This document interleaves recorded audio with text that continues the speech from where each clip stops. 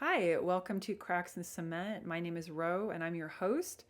Today, for me, or if you're listening to this on the same day, is the first day of the year of the fire horse, 2026. It has been quite a year coming out of the year of the snake, where I know for a lot of us personally, we've been shedding a lot. There's been a lot of job changes, relationship changes, home changes, a lot of just I just feel like a lot of releasing the past. There's just been a lot of it's been a tough last 12 months for a lot of people. Tough, especially it feels like the last like 6 months.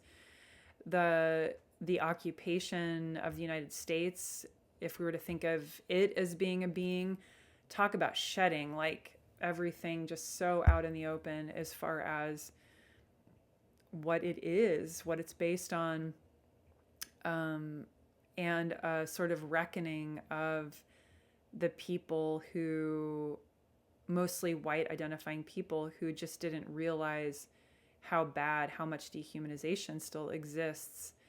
And which isn't a surprise. I mean, for those of us who were very aware that that's what this country is based on, for those who have been living it,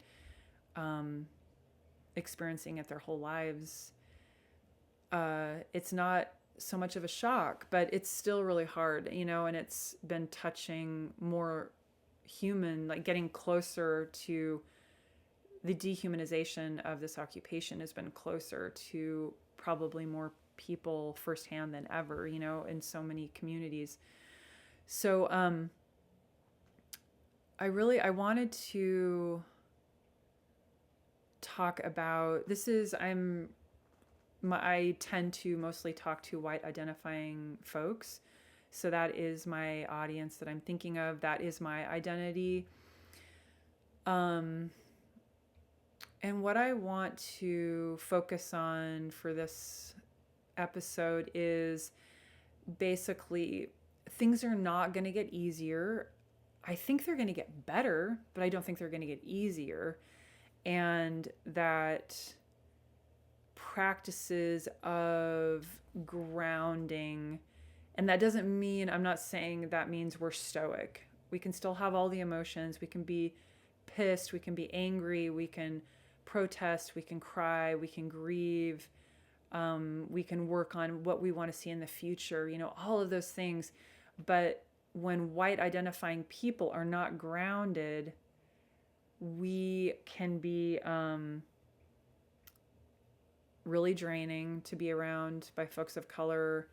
We can show up in ways that can actually end up kind of backfiring on what we intend. It can be scary to be around us, honestly. We can be real wild cards when we're not grounded, and when we're in a state of somebody's doing something bad to me. I've been, when we're in that state of grievance, we can be a little, so I wanted to talk about what I feel like helps me. Once again, like knowing that things are not going to get easier, because on top of very likely, we might really be experiencing the collapse of the U.S. occupation,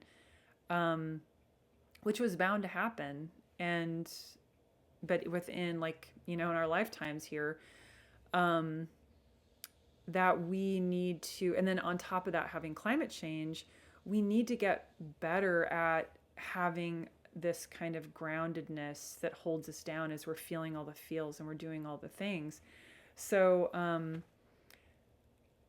I don't know if you caught the Bad Bunny halftime show, but I feel like that just summarized so much what to kind of aim towards. Like, as far as knowing we do not like dehumanization, and my hope is that, like, I didn't grow up with religion, like organized religion, but there was something being quoted where Jesus said, like, forgive them, God, for they know not what they do. Like, that's to me kind of my next level goal. Is I want to be fierce. I want to be involved in what we're moving towards, social change, healing, karma, as far as like racialized karma, economic karma, all the things that the reckoning that this occupation is facing right now. It's a reckoning, a karmic reckoning.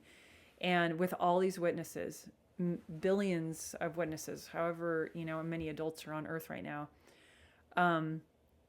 there's this huge reckoning happening. And so as you move forward in that, whatever that is for you, I feel like that this grounding piece, what Bad Bunny summarized was the Holy Trinity is heart-centered dedication to our community. And our community, to me, includes our chosen family, our neighbors, it might be our blood family.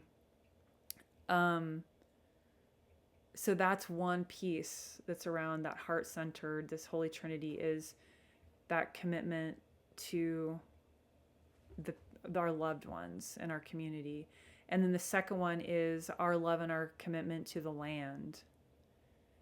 And then the third one is our love and our commitment to our full, authentic selves, to that expression. And so when we have those three things that's centered, those are heart-centered, right? Like it just inherently creates a heart in the middle. That if we can, so the groundedness comes from the connection to the land and the connection to ourself, to me. Because when I'm connected to the land, I'm not up here. My nervous system gets to be calmed down. It's more, instead of my nervous system being constantly elevated to touch the land, to be with a tree, it's moments at least of my nervous system being calm. That's grounding to me. Like that's a practice to do. And then to be connected to the land is inherently humbling. It is inherently brings up gratitude. And so feeling humble, feeling grateful, feeling in awe of the miracle of all that we're in, like not taking every moment that we are alive for granted, that is grounding. And then to be connected to our community, to be uplifting the people in our community, to have them know you, to have you know them, to build trust, then that leaves space for you to bring your full authentic self. Ideally, like this is what I see we're moving towards. And if you're in a community where you can't bring your full self, then something's off balanced. You know what I mean? So those three things, if they're in place, there is groundedness. There is trust being built. There is humility. There is gratitude. There is, honestly, that means there is abundance. And I don't mean that in a corny, creepy, like spiritual bypassing way. I mean abundance in the riches of the sacredness of every moment that we are aware of the miracles that we're in when we are still with people that see us and we see them. And that's what we're moving towards, that is so grounded. And that if we're coming, and feel how in contrast that is to showing up to social justice movements, to culture change contexts, where it's coming from a place of a grievance, a feeling entitled, purely in a rattled state of fear, feeling self-righteous, feeling better than others. If it's coming from in a white identifying person, that that just is not, it's not grounded. It's, there can be energy with it. Like there's energy, pa, pa, pa, like I can feel this energy around it, but it feels unpredictable. So if you could take the emotion of anger and grief and commitment to a cause, but put it within that triangle, I feel it just feels safer. It feels like there's like I've got your back feeling in that. It just feels rooted in something collective. It feels rooted in not just a reaction. It's rooted in